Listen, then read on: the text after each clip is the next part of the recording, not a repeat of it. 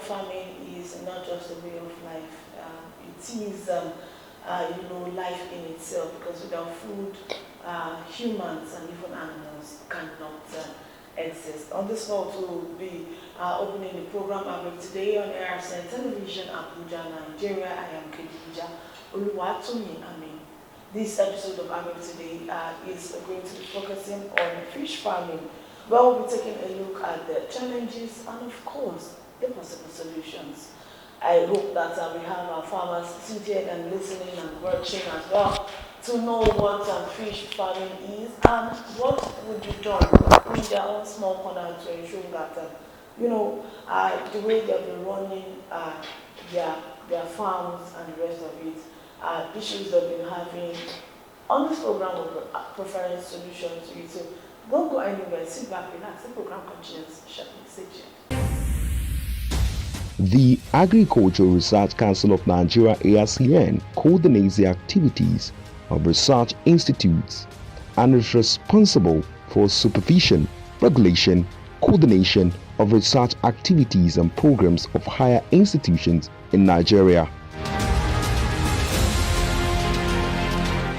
And Professor Hamidu Shaributu, since assumption as Executive Secretary of ARCN in April 2020, has solidified the transformation of agriculture in Nigeria through strategic and meaningful execution of research findings for improvement of the agricultural sector. Agricultural Research Council of Nigeria. We have succeeded in bringing about 32 institutions under this organization. Each of them headed by an executive director or a provost. The provost have the same condition of service and service condition like any vice chancellor or rector in this place. And then the executive directors have equal powers or equal status with me. It's just that I am supervising them, so they are equivalent to any permanent secretary. So this is where we are. But of interest to you is the number of institutions that cover veterinary-related activities. Actually, all the colleges of agriculture have a training program in animal health and production technology. Some have strictly animal health, some have animal production.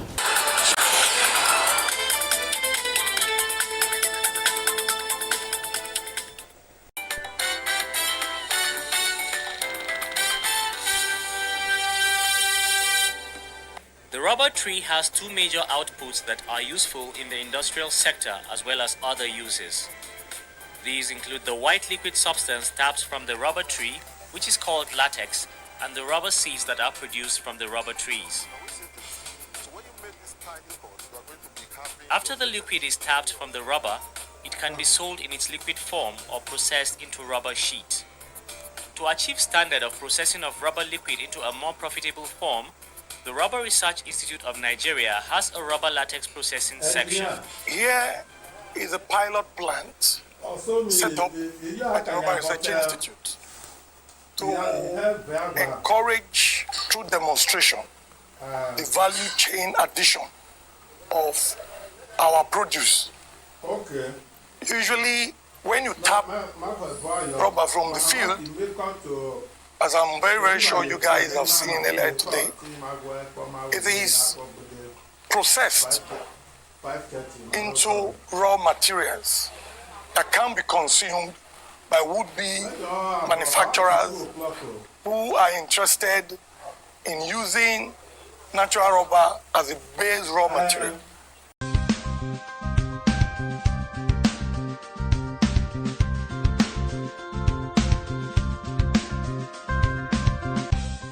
For grains, we have the parabolic solar dryers. These are specialized solar dryers used for drying agricultural produce such as whole grains, yam and cassava chips, fruits and vegetables more efficiently. It is made of a special material that concentrates the rays of the sun within the enclosure while eliminating harmful ultraviolet radiation. Products dried are free from contaminants and are hygienic. The parabolic shaped solar dryer is a need-based technology because virtually when we travel all over the country, you will see by the roadside, you see people drying all sorts of agricultural produce. Some spread their own on bare ground, and by the time the vehicles are moving, they raise dust, the dust stay on the products. The reptiles will come, they will eat whatever they can eat, drop their feces and their urine on it, and the owner comes in the evening to pack everything together and still eat that product. And the product has been contaminated, and we feel this is not right, and it is part of our mandate to make sure that we set it right, and that was what led to this, so that we can solve this problem at the grassroots level. Instead of drying by the roadside, drying on just bare ground in their villages, when they have this as a drying center, everybody in the community can bring their product there, spread on the tray, and they get it dry under hygienic condition that is covered. And the dryer also have another property to screen the ultraviolet ray of the sun, which is also can cause hazard to human health.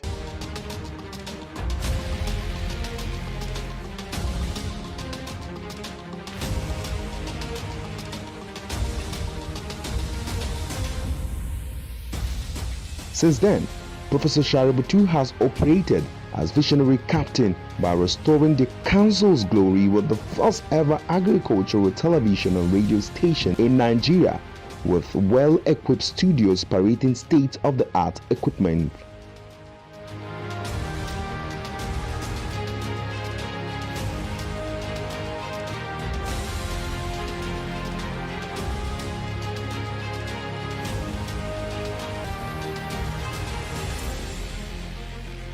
The Agricultural Research Council of Nigeria also has a brand new electronic library to further promote research and visualizations of deep thoughts on agricultural development in Nigeria.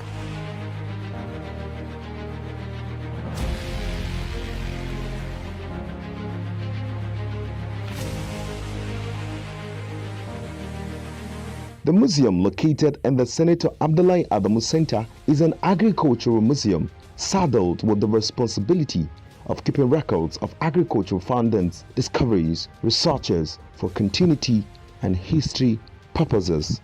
Now, this is the museum that we have constructed.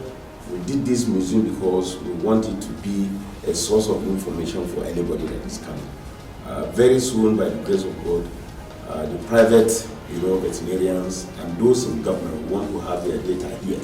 And why we want it is because anybody that has interest in sponsoring any form of research or wants to do activities, once you come and click, the data of all the veterinarians will be reflected here. And I'm talking about where they are, how they are faring, and what are their organizations, so that we'll be able to give people, feed people the information at one point. The Agricultural Research Council of Nigeria is wearing a new look under the stewardship of Professor Garba Hamidu Shaributu, who says, "Alone I am nothing, but together I am something."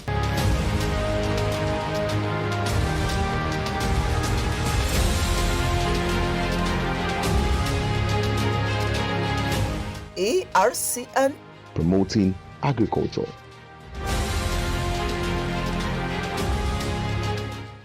It's still Agric today on ARCN Television, Abuja, Nigeria. Like I said earlier, the topic is fish farming challenges and, of course, possible solution. And to discuss that with us is, I am always very happy when I have a woman in the studio. I say, what a man can do. One can do better. I have Dr. Hawa Sadiq, HOD of the Fisheries and Aquaculture Department. Welcome to the program, ma'am. Thank you very much. Happy to be here. Okay, yes. When we say fisheries, Nigerians will be like, their mind just goes to, fish in itself and the rest of it. And there are some people like me who have just a gallon in my backyard, and then I'll just go to the market, get fish and get feed and start feeding it. And then so that Yuletide season like it is now, I can easily, go there and pick one or two and, serve myself to a sumptuous meal than, running up and down at this Yuletide. First thing first, what's fish farming? Basically, it's the farming of fish. Aquaculture is the artificial growing of fish in man-made structures like your concrete tanks, your plastic tanks, earthen ponds, dug on the earth, even your normal GP tank, your bowls, your plastics, anything can be used to raise fish. That is fish farming. Okay, looking at it, there's nothing that works that doesn't have one challenges on the other. That's why we have innovations coming in at at interval for them to perfect the sector. Now, what are the challenges as regards fish farming, so to say? Like any other agric sector, the major problem with fish farming, the major challenge is feed. Feed constitutes over 70% of the production cost. The cost of feeding, it's more than 70% the production cost. You see a fish farmer now trying to raise 1 kilogram of fish. Before that fish farmer can raise that 1 kilogram of fish, he would have spent close to more than 70% of the money he would use for any other thing, any other item for raising that particular kilogram of fish. So feeding is the major challenge fish farmers are facing right now. I know farmers and poultry farmers will also say they are facing the same challenge. It's a general challenge in the agric sector, especially in the fisheries and aquaculture sector. Okay, so relating this to the other parts of fish, like so to say, our chicken farms and the rest. I know that even if you do not have the power to buy this chicken feed, are there alternatives like we have there in the fisheries? Absolutely, there are alternatives, non-conventional feeds for fish farming. However, these non-conventional feeds are getting expensive. They are coming at par with the conventional feeds. Non-conventional feeds like poultry offers, hatchery waste, agric byproducts can be used, yes.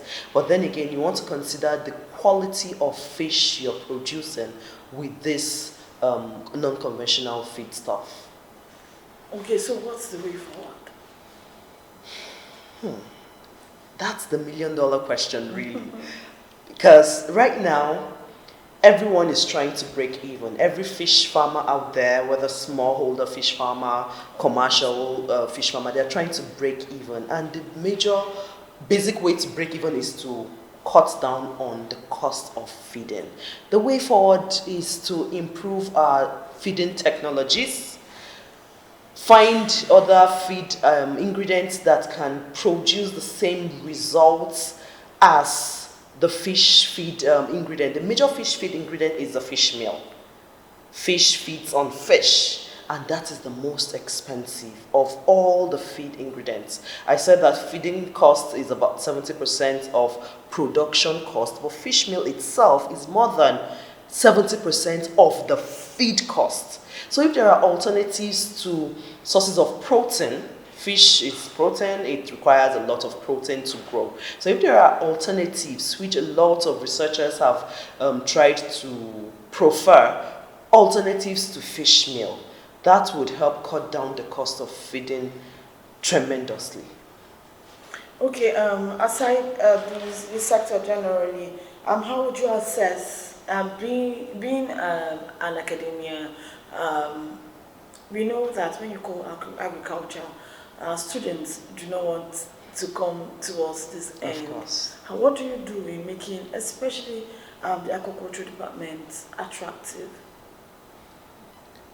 Right now, across several universities, sensitization programs, campaigns are going on, especially for the aquaculture and fisheries departments, where people go to secondary schools to sensitize the young ones, tell them about the potentials of fish farming.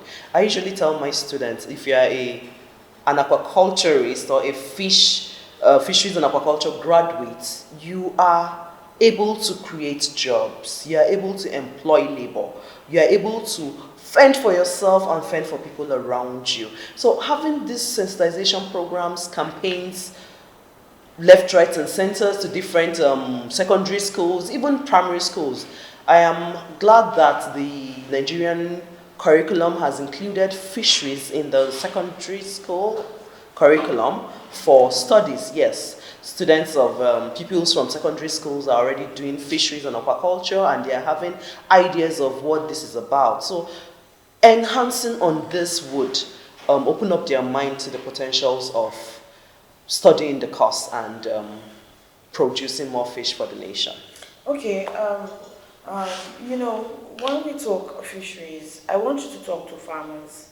When we talk fisheries, you know, then some people tell you they're going out of business, fish feed is increasing, that's the cost and the rest of it. What's your word? What's your word, so to say? To them, as regards being consistent, remaining in the game, in this, you know, in business and the rest of it. Anyone who has been in fish farming business knows that at the end of the day, it pays. There is always reward for it. The major word here is persistence. You cannot try one thing today and then before it begins to yield fruit, you're trying something else. I know that when you start saying that what you're trying is not yielding the expected fruits, you want to try something else, but being persistent, being patient, basically, it will definitely yield fruit. I know right now it's seeming not rosy, it seems very difficult, everybody feels like, oh, I mean, there was a time fish farming seemed like the gold mine in Nigeria, and right now everybody, because of the cost of feeding, it's seeming like the opposite, but it will definitely pay off. Patience. Okay, quickly, can you take us around, you know, the steps as to, for someone that just wants to go into fish farming, what should we get? For example, step one, you have your bowl, step two, you have your, what do you call it? Fingerlings, fish and seeds. then and the rest. Okay. You know, for a new farmer coming into business, what should they be looking at? What can they do? You know, just run through what just somebody at home can try. Okay, so basically, like I said earlier, depending on the production system you want to practice, if you want to go into earthen pond production, fish production in earthen pond, you need your land, of course, obviously. You need to select a land that has good water source, a land that the soil can retain water, it's not porous, and a land that is has some fertility, because you need primary production, you need phytoplanktons in your pond. After that, you clear your pond, you clear your land. If, for example, you have a piece of land right now, of course, since it is not initially for fish farming, maybe you've used it for other crop production, you need to clear it, you need to remove stumps, you need to remove big gravel, stones from it, and then you map out your ponds. How many ponds do you want to have there? How many ponds do you want to grow? What kind of production do you want to go into? Is it table size? Is it fingerlings production? That will determine the kind of pond and the size of pond you're going to dig out. So you map out your pond area, you start digging, after which you set up your dikes. Your dikes are the walls for the ponds. You want to make sure that it is firm, it is impermeable to water. You don't want to impound your pond and then the water is seeping out. So you want to make sure it is impermeable, it is firm. Then after that, you treat your pond. I mean, if it's land that you have not used for fish farming before, you want to make sure that it is really fertile. So you fertilize the water. After you have impounded water, you fertilize the water. Some people would use organic fertilizer, your manure. Others would use inorganic fertilizer to fertilize it. This is to enhance primary productivity in the water. When you do that, and then you can get your fish. Of course, you want to get your fish seeds, whether your fish fingerlings, your juveniles, you want to get them from a reputable farm. You want to get them from a farm that is known to have bumper harvests, quote and unquote. So you get your fish seed and then you stock. When you stock, you start feeding them, and regularly you sort. Especially if you're stocking catfish. Catfish are very cannibalistic, so you want to sort them out to make sure that you have uniform-sized fish in the same pond so that they don't eat each other. I mean, if you have one big one, it can feed on the others when it's hungry. So you just want to make sure, Wow. yes. So you want to make sure that you have uniform sized fish in the same pond. So you sort them or grade them, after which you keep feeding them and regularly you check them. Now, because of our environment, you want to always ensure that you are feeding fish, not water. Yes, in the sense that if you don't have proper security over there, you might just come one day and your fish are gone, no matter how small, yes. So you want to ensure that you have proper security there and then you're feeding fish and not empty water. Then for eating ponds, when you have impounded water, you don't necessarily have to change the water that regularly, especially during the raining season. The rainfall will refresh the water. And so after some months, you're ready for harvest. When it's approaching time for harvest, you now start advertising your fish. You want to get ready market. It is not it is stressful on the fish to harvest fish and then you don't sell them off and you need to return them to the water. Many of them would not survive it, they would die. It's stressful. So you want, before your harvest, to have already made arrangements for a ready market. You have a market for your fish so that when you harvest them, you weigh them and then you sell. Is this why some ponds, some farmers would just tell you that once they harvest, they just go to post-production rather than look for marketers and the rest of it? Because I used to have a farm in Gwagwalada back then. The only thing they do there is they rear this fish, they bring it out, they do post-production, they roast it and they sell. Okay. They don't do, I'm just trying to see, maybe, getting a ready market can be the issue. It can actually, considering that there are many farmers in the market out there, a lot of people. So sometimes when your fish are ready for sale, the market is not available. And other times when your fish are ready, the market is saturated. And so the price you'll be selling your fish for is not commensurate with what you have used to produce it. So at that point, it will be penny wise, pound foolish to be selling at that point. So I always would advise farmers to have markets. And that is why many people would rather go into smoked fish production. They get to smoking size, you harvest them, smoke them, and sell. That in aquaculture, we'll call it value addition. That smoking alone has added value to the fish and you are able to sell it for a better price compared to live fish. So a lot of farmers would rather, personally I would rather even go into the value-added products, basically. Okay, looking at, again, fish farming, really, it's one big, it's risky. What are the risks? Oh, well, I mean, there's nothing in life without risk, right? So, I mentioned security earlier. Pilfering is one major risk, but then again, diseases, another risk. And then if for any reason there is a case of flooding, you can lose your entire stock to flooding. Fish lives in water, and they just flow with it and you lose all of it. And you know that Nigeria lately, last year, we had cases of flooding in some states. So things like that can be risk factors. Okay, you talked about feeding. Talked about it being the major, the number one thing as regards, fish farming. And you also talked about it to be one major problem because of the pricing and the rest of it. Do we give these fishes same food at different levels? No, they have different sizes and different nutrient requirements. When they are young, when they are in fingerling stage, they need more protein. And it's just like, pardon me now, to use a human analogy. Younger children, infants, need more protein. Toddlers need more protein, but not as much as infants.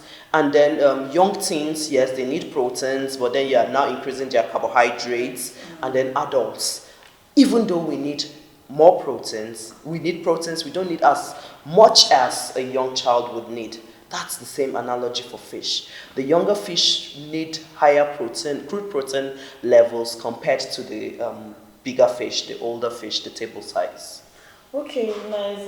I think you've given us really a round table on how to go when we want to go into fish farming. Thank you for joining us on the program. Happy to be here.